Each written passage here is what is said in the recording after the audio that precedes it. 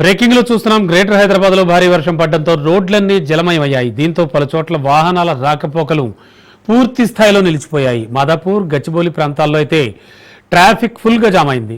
ఆఫీసుల నుంచి ఒకేసారి ఐటీ ఉద్యోగులంతా బయటకు రావడంతో వాహనాలన్నీ నిలిచిపోయాయి. రోడ్లపై భారీగా వరద నీరు చేరడంతో వాహనాల రాకపోకలకు తీవ్ర అంతరాయం కలుగుతోంది. సైబర్ టవర్స్ వద్ద వరద నీరు చేరింది. మాదాపూర్ నుంచి కేపీహెచ్బీ వైపు వెళ్లే మార్గంలో చాలా మంది ట్రాఫిక్ జామ్లో చిక్కుకుని ఉండిపోయారు. మైండ్ స్పేస్ నుంచి ఐక్య మార్గంలో వాహనాలు మెల్లగా కదులుతున్నాయి. కిలోమీటర్ దూరం కూడా వెళ్ళడానికి అరగంట సమయం పడుతోంది.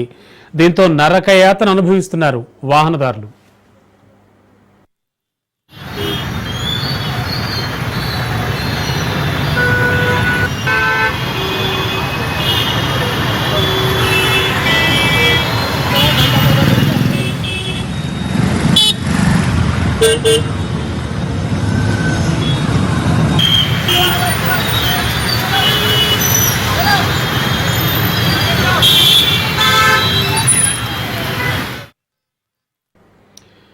ఇక ట్రాఫిక్ జామ్లకు IT corridor care of address గా మారింది. మాదాపూర్, గచ్చిబౌలి, నానక్రామ్ కూడా ఐటీ హబ్ గా ఉండగా ట్రాఫిక్ సమస్య కూడా అదే స్థాయిలో ఉంది. అరగంట వాన పడితే చాలు మెయిన్ రోడ్లన్నీ చెరువుల్లా మారిపోతున్నాయి. శిల్పారామం ఎదురుగా ఉండే bus stop, Kothaguda bus stop, Madhapur Bata showroom, అలాగే నెక్సార్ గార్డెన్, రాయదుర్గం మెట్రో స్టేషన్ కింద బయోడైవర్సిటీ జంక్షన్, ట్రిపుల్ ఐటీ ఎదురుగా రాడిసన్ హోటల్, ఐకియా వెనకాల రోడ్డుపై వరద నీళ్లు నిలిచిపోయాయి. క్లియర్ అవడానికి చాలా సమయం పట్టే అవకాశం కూడా ఉంది. 3-4 లేన్ల రోడ్లలో కార్లు, బస్సులు, బైకులు 1-2 లేన్లలో వెళ్లాల్సిన పరిస్థితి ఉంటుంది. దీంతో దగ్గరగా ఉన్న ప్రాంతాలకు వెళ్లేందుకు కూడా ఇబ్బంది పడుతున్నారు.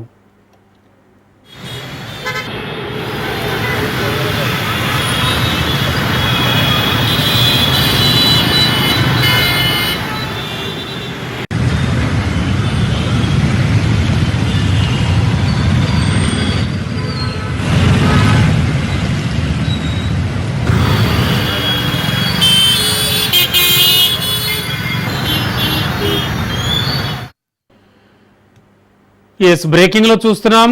ఐటీ కారిడార్ అనేది ట్రాఫిక్ జాములకు కేర్ ఆఫ్ అడ్రస్ గా మారింది.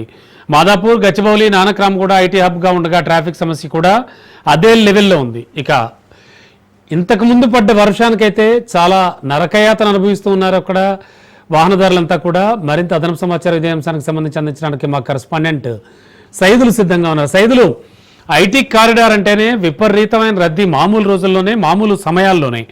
మరి ఒక చినుకు పడితే చాలు పరిస్థితి చాలా ఘోరంగా ఉంటుంది. అంటే చాలా మెయిన్ సర్కిల్స్ దగ్గర, అంటే ఐకియా దగ్గర కావచ్చు, లేకపోతే ఇటు మన కొండాపూర్ వెళ్లే దారిలో కావచ్చు, కొత్తగూడ దగ్గర కావచ్చు, ఇటు జేఎన్టీకి వెళ్లే దారిలో కావచ్చు, చాలా చోట్ల వరద నీళ్ళు నిలిచిపోయాయని చెప్తున్నారు. ఎవరి సిచ్యువేషన్ ఎలా ఉంది? రమణ, వాస్తవంగా పరిస్థితి అయితే ప్రస్తుతం అయితే ఇంకా గంటల తరబడి వాహనదారులందరూ కూడా ట్రాఫిక్ లోనే ఉండాల్సిన పరిస్థితి.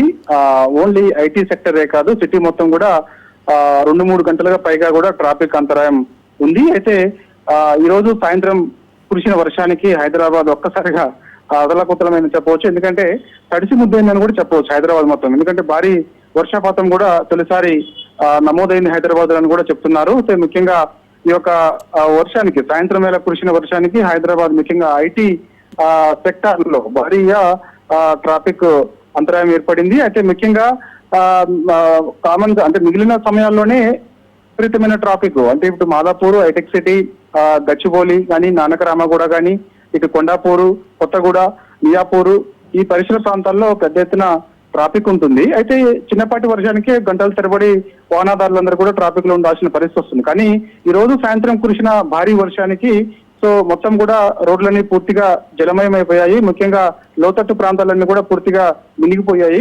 ముఖ్యంగా ఈ యొక్క ఐకియా ప్రాంతాల్లో అయితే ఈ యొక్క ఐకియా ఫ్లైఓవర్ దగ్గర ఆనుకుని ఉన్నటువంటి సర్వీస్ రోడ్ లో పూర్తిగా దాదాపుగా నడుముల లోతు వరకు కూడా నీళ్లు ఆగిపోవడంతో వాహనాలు పూర్తిగా ఆగిపోవాల్సిన పరిస్థితి వచ్చింది. అంటే ఎవరైతే ఈ యొక్క ఐకియా ఫ్లైఓవర్ మీద నుంచి వెళ్లకుండా దానికి ఆనుకుని ఉన్నటువంటి సర్వీస్ రోడ్ నుంచి వెళ్లాల్సిన వాహనదారులు ఉంటారో వారందరూ కూడా దాదాపుగా 2-3 గంటల పాటు కూడా ఈ యొక్క వాటర్ అంతా కూడా కంప్లీట్ గా పోయేంత వరకు కూడా వేచి ఉండాల్సిన పరిస్థితి వచ్చింది. అంటే దాదాపుగా అర్ధ గంటకే వాస్తవంగా ట్రాఫిక్ పెద్ద ఎత్తున ఉంటుంది ఐటీ సెక్టార్ లో. అలాంటిది ఇప్పుడు కురిసిన వర్షానికి ఈ యొక్క ఐకియా ప్రాంతాల్లో, లోతట్టు ప్రాంతాల్లో దాదాపుగా నడుముల లోతు నీళ్లు ఆగిపోవడంతో పూర్తిగా ట్రాఫిక్ అంతా కూడా సమస్య పెద్ద ఎత్తున ఎక్కువైపోయింది. ఇక క్లియరెన్స్ చేయడానికి కూడా చాలా అవస్థలు పడాల్సిన పరిస్థితి వచ్చింది. ఇప్పటికే జిహెచ్ఎంసీ, హైడ్రా, ట్రాఫిక్ పోలీసులు అందరూ కూడా సమన్వయంతో పనిచేస్తున్నప్పటికీ కూడా అక్కడ మాత్రం చాలా ఇబ్బంది పడాల్సిన అవసరం వచ్చింది. ఎందుకంటే మ్యాన్హోల్స్ అనేవి అక్కడ పెద్దగా ఉండకపోయినప్పటికీ కూడా అక్కడ కొంత అంటే కొంత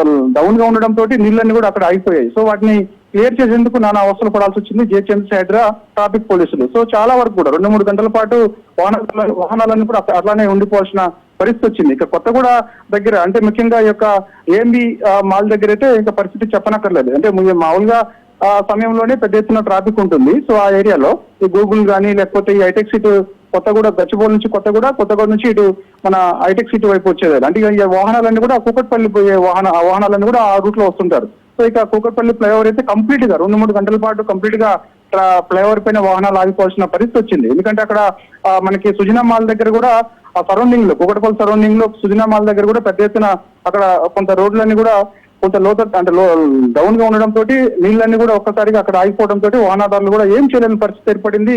కంప్లీట్ గా వాహనాలు కంప్లీట్ గా ఆఫ్ చేసుకున్నాల్సిన పరిస్థితి వచ్చింది. సో ఇక కొత్తగూడ దగ్గర కూడా కంప్లీట్ గా అలాంటి సిచ్యువేషన్ ఉన్నది. ఎందుకంటే అక్కడ ఈ మధ్య కాలంలో చూసాం మనము అక్కడ ఏఎంబి మాల్ దగ్గర విపరీతమైన ట్రాఫిక్ సమస్య ఎదురవుతుంది. దానిలో భాగంగా ఈ రోజు సాయంత్రం కురిసిన వర్షానికి ఆ నీళ్ళన్నీ కూడా అక్కడ లోతట్టు కొంత అక్కడ జామ్ కావడం తోటి అవి జిహెచ్ఎంసీ, హైడ్రా అధికారులు ఎంత 2-3 గంటల పాటు కష్టపడి వాటిని క్లియరెన్స్ చేసే ప్రయత్నం చేస్తున్నప్పుడు కూడా వాహనాలన్నీ కూడా కంప్లీట్ గా ఆగిపోవాల్సిన పరిస్థితి వచ్చింది. సో ఏదేమైనా సరే ఈ రోజు సాయంత్రం కురిసిన వర్షానికి రమణ దాదాపుగా 3-4 గంటల పాటు వాహనదారులు నరకయాతన చూశారని కూడా మనం చెప్పవచ్చు. గ్రేటర్ హైదరాబాద్ లో రెగ్యులర్ గా ఇలాంటి ట్రాఫిక్ సమస్య ఉంటుంది. కానీ చినుకు పడితే చిత్తడెత్తుంది అన్నట్టుగా ముఖ్యంగా మ్యాన్హోల్స్ సంబంధించి సరిగ్గా లేకపోవడం, మ్యాన్హోల్స్ ఎక్కడ ఓపెన్ ఉంటాయో తెలియనటువంటి పరిస్థితి.